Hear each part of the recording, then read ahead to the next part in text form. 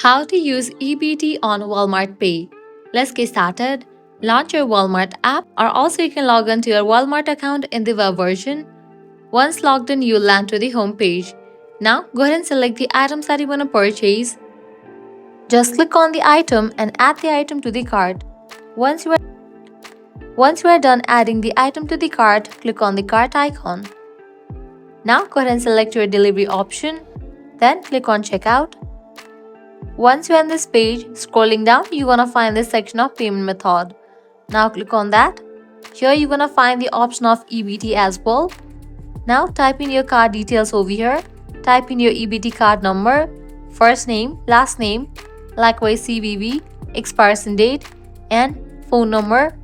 After you provide all the details, click on continue, and just with that you have used EBT card for your Walmart Pay. So that's a wrap for this video. If this guide was helpful, don't forget to like, share and subscribe to our channel. Thanks for watching.